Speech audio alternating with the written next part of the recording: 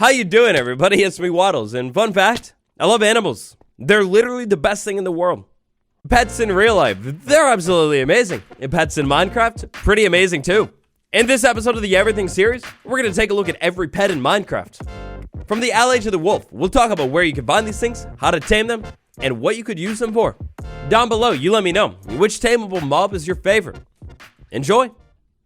Going in approximately alphabetical order today, the very first mob on our list is going to be the allay. The allay actually might be the hardest mob out of all of these to find. If you're looking for an allay, you're going to want to head over to a villager outpost or a woodland mansion. They won't always generate there, but they can. Now in the case of the villager outpost, you're going to want to move quick and fast. The allays that you're looking for will be inside of a cage. Break the cage open, give the allay any item in the game, and they'll follow you forever. Because both of the locations that you'll be rescuing the allay from involve dangerous mobs, I recommend gearing up first. In the case of the pillager outpost, if possible, move up to one of the sides and break a couple of the fences. Typically like 3, that should be more than enough. When it comes to the use for the allay, no, it's all item collection. Give the allay an item, any item in the game, then drop some of those same items on the ground, and the allays will fly around really quickly, pick them up, and bring them back over to you. It's pretty sweet.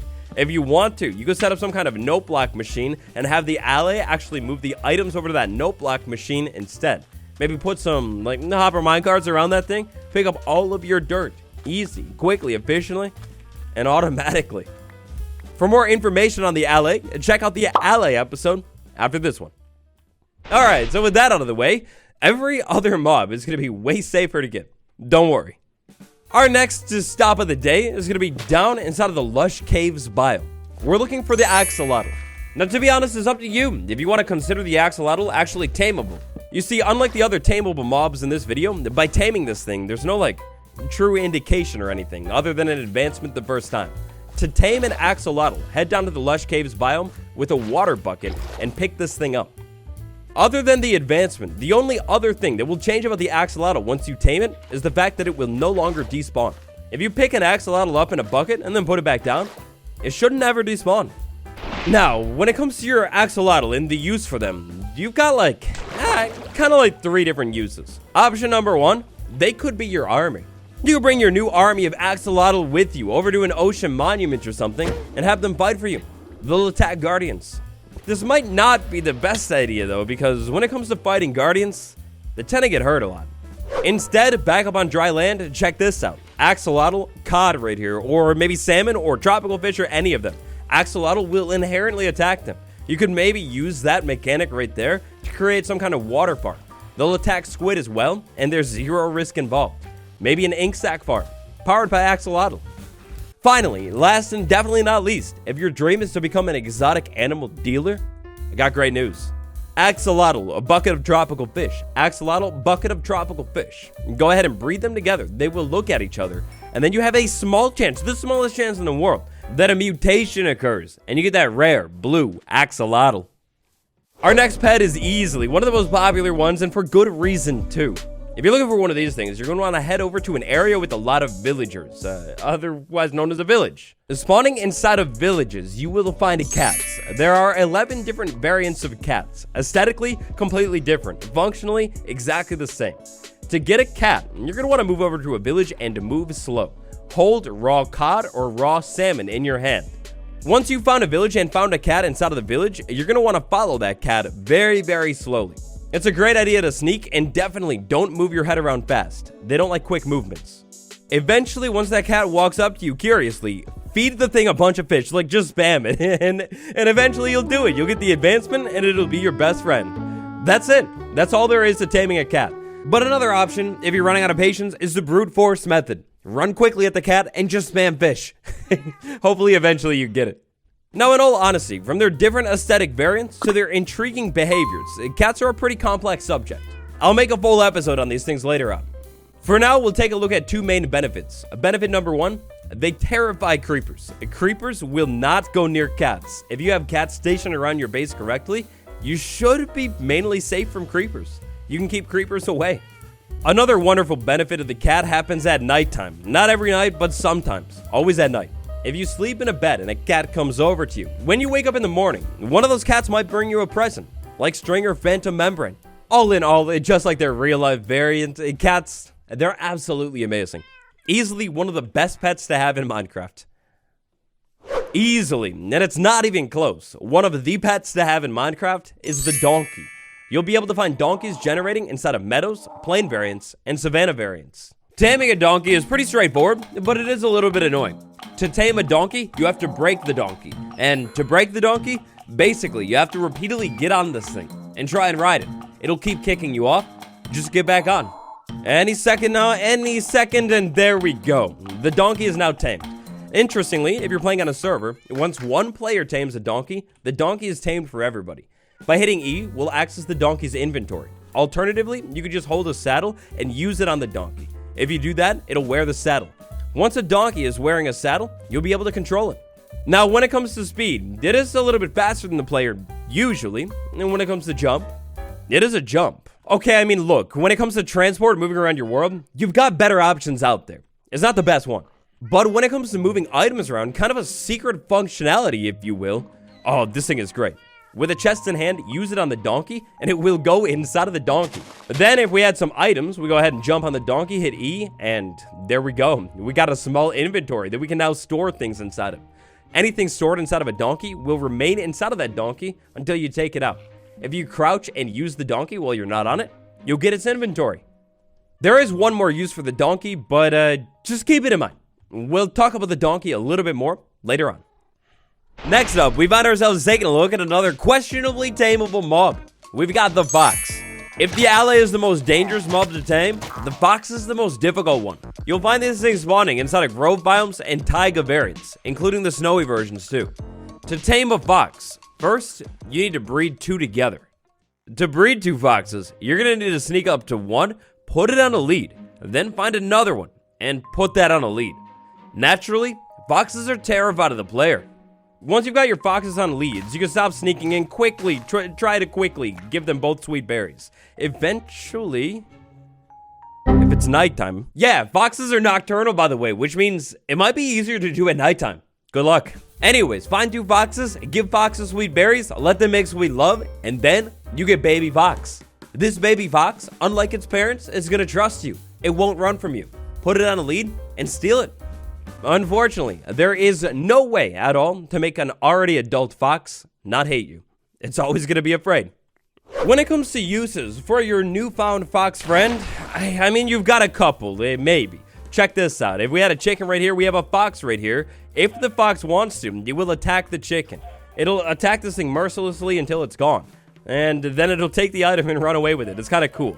But also fish, salmon, cod, they do not like them. So what I'm saying here is you could definitely create some kind of fox-powered chicken farm. It will be automatic. It might be kind of cool to do. It'd be a fun project. You could also use them for a fish farm, but I don't know. Who wants fish? They sink. All right, well, look, foxes are omnivores, which means they like to hunt, but they also like to eat the berries. They can actually walk up to a sweet berry bush and harvest the sweet berry bush, take them clean off of it. My friends aren't exactly cooperating right now, so just trust me. But it is definitely possible to make a fox-powered berry farm. I've done it before. Foxes can also be tempted with items on the ground, especially food. They'll pick it up. Maybe like a very complex item sorter. I don't know. Next up is back over to the plains savanna biome, or actually a village. Just like the donkey, we've got another rideable mob. Just like the cat, we've got another mob with aesthetic differences. The horse. To tame a horse, it's the same as taming a donkey. You gotta break this thing. To break this thing, again, jump on it, it'll kick you off, jump back on, until the hearts show up. Then put a saddle on it, and you'll control it. When it comes to movement, we've got speed. This thing is way quicker than a donkey on average. We also have a pretty good jump. I take it back. Sometimes the jump is terrible. To round out our horse stats, we also have health. Every single horse in Minecraft is different. Different speed, different jump, different health. On both versions of the game, horse breeding mechanics just got a complete rework. So if you've never tried breeding horses up and getting really good stats, now is the time. The horse's main use is transportation, but there is definitely another use. Keep the horse in mind. We'll come back to it. Next stop today takes us over to the classic of Minecraft mountain biome, and now known as the hills biomes. You'll be able to find llama variants spawning inside of hill variants and savanna variants. Just like almost every other rideable mob today, first things first, you have to break a llama. Now, unlike the other rideable mobs, you cannot put a saddle on a llama. Instead, you put carpet on a llama. By putting carpet on a llama, it gives this brand new, really cool looking outfit. Every single outfit kind of like corresponds to the color of carpet that you put on this thing. This leads into the first big use for llamas, which is honestly entirely aesthetic. Put different carpets on llamas, let them wander around your base, and I mean, like, look at it. It's pretty cool looking. Where things will start to get a little bit more interesting with the llama is once you've got more than one of them. You see, llamas are herd animals, which means they like to travel together. If you've got one llama, you could lead that llama around, and the other ones theoretically should follow it. If you've got a chest, you can take it and use it on a llama, giving it an inventory. So this means that theoretically, with this tiny inventory that the llama has right here, we could put some items inside of it. Then we could go ahead and grab one llama and lead it. By leading one llama, the other ones will follow. We could create a llama train and move a lot of items relatively quickly. Side note, excuse my ignorance, I'm not as familiar with llamas, but this has to be a bug, right? I think the inventory is usually the same as the donkeys. I think, right? Yikes. You remember the horse and the donkey I told you to remember? Well, now they're back. The other use for both of these mobs involves them both. Step 1 in the process to getting a mule, the mob that does not spawn anywhere in Minecraft, is taming a horse. After you tame a horse, tame a donkey. Bring them together with some golden apples, let them breed, and then you'll get a mule. Now, mules are interesting for a couple different reasons, including the fact that they don't spawn anywhere and they cannot breed. We could give this mule a little bit of time and let it grow up, or we could just force grow it up with some hay bales. Give it some hay bales, it speeds up. Then we're going to have to actually break this mule ourselves. Breaking a mule, it's the same process as it is for every other mob. Now, interestingly, this mule here, it's a cross between the horse and the donkey. Just like both of them, we can put a saddle on it. But just like the donkey, we can put a chest on it too. And just like the horse, it has a little bit better jump and a little bit better speed. The speed of every mule should be almost double the speed of the player. And the inventory of this thing, it's the same as the donkey. Because of its decent speed stat, plus that whole inventory thing, this makes the mule one of the best overlooked mobs in Minecraft. I'll be honest, the mule does nothing the best, but come on, have a heart to be sympathetic. It's time you make one of these things in your world. When I said we would talk about every tameable mob, oh boy, you bet I meant it. Including one that is absolutely pointless. Like, just don't bother. Nowadays, Minecraft 1.19.4, it is not possible to turn the ocelot into a cat. When it comes to taming an ocelot, it all takes place in the jungle, and it's just like a cat. You're going to want to be patient and hold raw salmon or raw cod. Now, you have to be patient with this process because they're very timid, but once it does walk up to you, slowly look at it, spam fish until hearts show up, and there you go. The ocelot now trusts you. That means it's not going to be afraid of you. It won't full sprint away from you. Now, when this ocelot trusts you, what will it do for you? That's funny. Why do you expect everything to do something for you? This is entitled. Instead, a much more interesting and way more colorful mob that you'll be able to find spawning inside of the jungle that you should definitely consider taming is going to be the parrot. Parrots will spawn inside of the jungle. You'll be able to find the parrot in a couple different colors. Walk up to the parrot with literally any seeds in the entire game and feed them to the parrot, and eventually it will become your friend. Once it's your friend, if you walk up to the parrot, you can actually have the parrot sit on your shoulder. It's kind of cool. The parrot will fall off once you start jumping though. When it comes to the true use for the parrot, it is still unknown to this very day. The parrot is not really a very useful mob, but I mean, maybe it's cool for decoration or antagonization. A kind of annoying, slightly useful mechanic that the parrot has is its ability to mimic. Parrots will be able to mimic the sounds of any hostile mob within 20 blocks. You could maybe use this mechanic to be able to weed out what's near your base. Maybe there's a creeper creeping around or a baby zombie nearby or something. Instead, the more fun use for the parrot is probably just to put it next to a jukebox and and let this thing dance. They got one of the best dances in the entire game. To check out our next mob, first things first, it's over to the nether. The second thing second, it's over to the lava ocean, specifically inside of the nether. For this one, we're taking a look at the strider, the mob that can actually spawn in any biome across the entire nether. When it comes to taming and trusting, the strider is actually not tameable or trustable, but it is very useful, so I figured I'd throw it in here. The easiest way to tame a strider, if you will, would be head into the nether near the lava ocean, and then try and lure one over to you with a mushroom on a stick. Once you've lured the strider over to you, throw a saddle on top of it, and then you can get on top of it. The warp fungus on a stick is essentially the steering wheel, and with this thing on hand while on top of the strider, you can easily sail across the lava ocean. When it comes to traversing and transporting yourself across the nether, by far, hands down, this is the easiest way.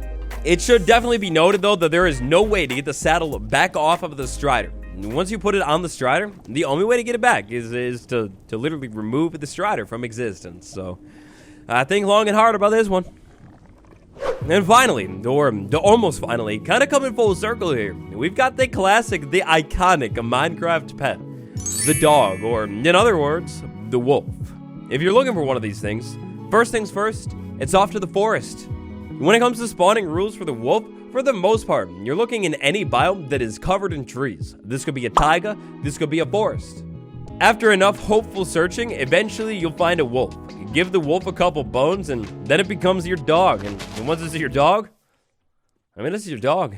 Your pet dog is all about defense. Dogs naturally hate skeletons because, they're literally made out of bone, so they'll scare them away. It's pretty funny. But also, if you get hurt by anything, like you, the wolf will run over and try and take that thing out for you, if you can. They've got a visual health indicator on their tail. If that tail looks low, feed that dog some meat. And so, every single pet or tameable mob in Minecraft as of 1.19.4. However, Minecraft 1.20, it introduces one more. Minecraft 1.20, the desert update. That is not a desert update. If you find yourself in the future looking for a camel, your best bet is a desert village.